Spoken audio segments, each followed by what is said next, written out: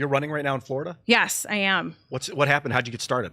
So I have obviously been in politics for quite some time now, and my original inspiration, I always say, was AOC, because I look at somebody like that and I looked at how there weren't enough people on the Republican side speaking out against women like her and these young women who were completely manipulating so many minds, especially of the younger generation.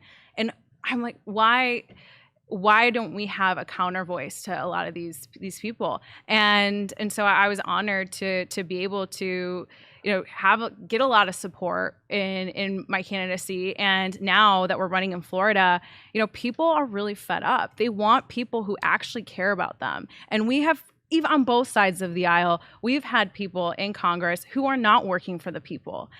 You see it, unfortunately, sometimes on the Republican side. And it's time that we bring back servant leadership. It's time we bring back a representative democracy, which is what we were founded upon.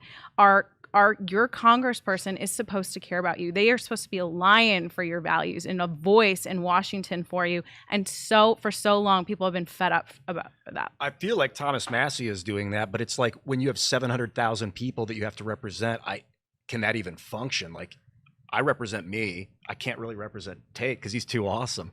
And I don't know what he's thinking at night. I can't get into your brains, people, and I don't want to. We shouldn't be brain tapping each other.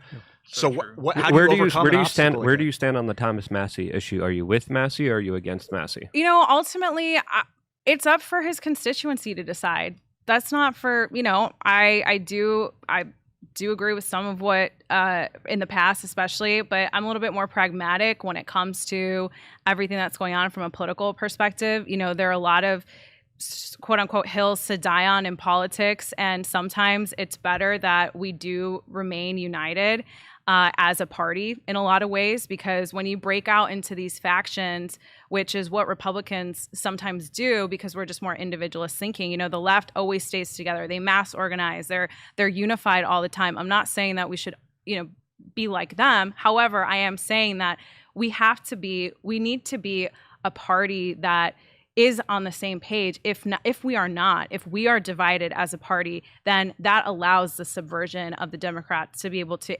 infiltrate our party, but also to then be the stronger, to then rebuild and be strong, and then they do what they do. And so I think ultimately it's up to his constituency to decide on how they feel, and that's how ultimately it should play out. I feel like with the Epstein style, he's going hard on release the Epstein files. That he thinks this is what my people want. I don't care about the Republican Party. I don't care about the federal government. I'm representing 700,000 people. They want the files, so I'm going to vote to do it.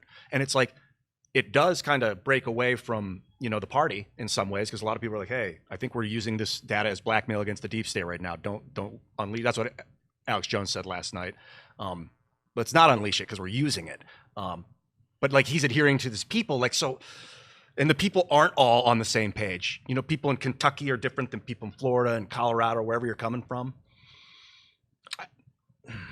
Anyway, okay. I guess to tap it off, I get concerned about people marching in lockstep, but I understand your point that if you don't, someone else might.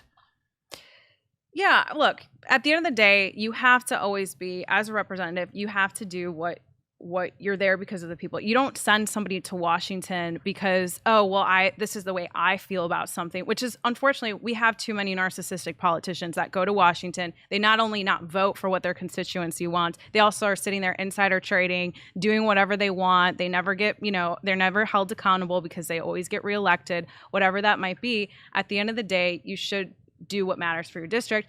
Right now, the economy is huge. Thank God we have President Trump turning things around from an economic perspective. The border crisis was, everything that was happening in our country was destroying it. And Biden did destroy our country in such a short amount of time. We're now trying to reverse that in the Trump administration. And so ultimately, to your point, we have to be in lockstep from the president. I think he is the commander in chief. He was historically reelected. We need to be delivering on his agenda, which is what the people historically, from a mandate perspective, voted for. So if Massie's order comes down to release the Epstein list, where do you vote on that?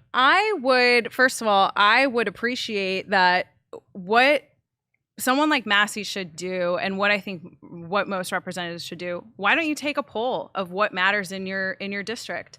Why don't you take a poll for what your constituency wants? And so, but you have I to vote think yes or no ultimately- on the petition. It's kind of hard to organize a scientific poll that will reach enough people in time when these things get introduced. Like, we know that Massey's been working on it for a while, so it does make sense to be like, oh, I'm going to set up a poll in my district. But sometimes you might get something that could move through in like a week. Some big political thing happens, and they say, we're going to draft a bill on this, get it introduced by next week. It should be done. You're not going to be able to organize any meaningful poll.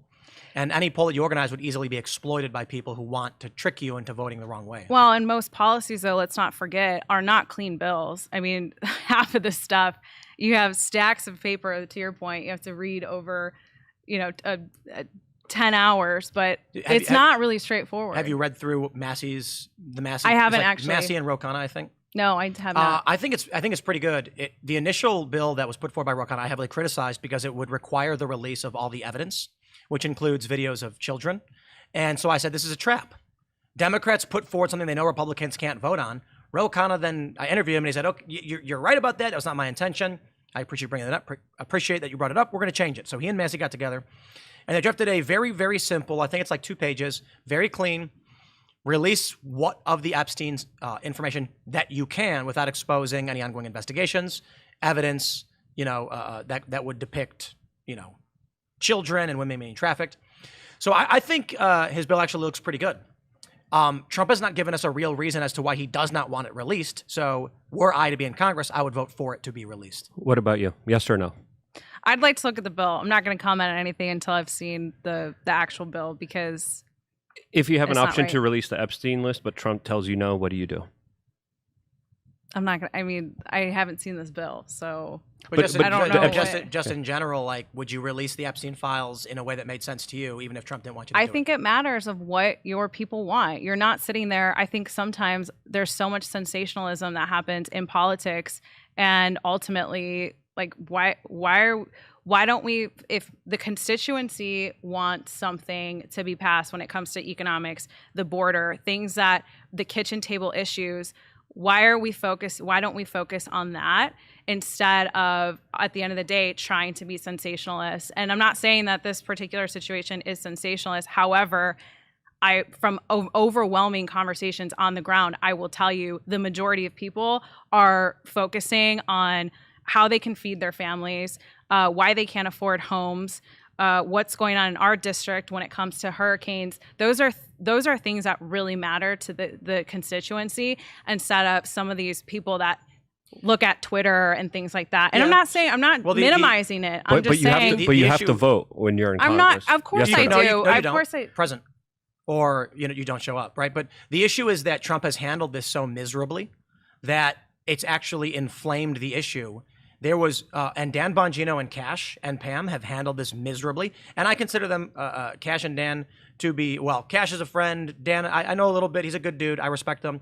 They're friends of the show. They've handled this so poorly, they have made it an issue. Yeah. And I wonder why that is. And then Donald Trump says it's a hoax. I don't know why that is. And now I'm kind of like, yeah, I'm not playing any games. This is weird. Dan Bongino could have come out and said one very simple thing that would have put the story to rest like that.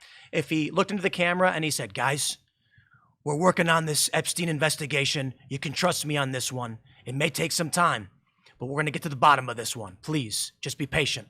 Story gone. Yeah. Instead, they come out and they're like, there's nothing here. It never happened. Donald Trump comes out. It's a hoax. And now we're all going, does he want this to be the biggest trending story in the world? Yep. Because this don't make sense. Yep. No blackmail. He totally took his own life. Nothing to see here. Don't talk about it. You're a weakling if you do, which is just absolutely absurd. I'm like, Yeah. anybody who sat down for 10 seconds of Marketing 101 would have been like, here's what you do. Say, if you want to make this the biggest trending story, say this. And then they went, you got it. Went out on TV and said everything they said. Did he No. win? I think there's a lot of internal pressure from the intel agencies telling them you're not going to talk about this and that's it.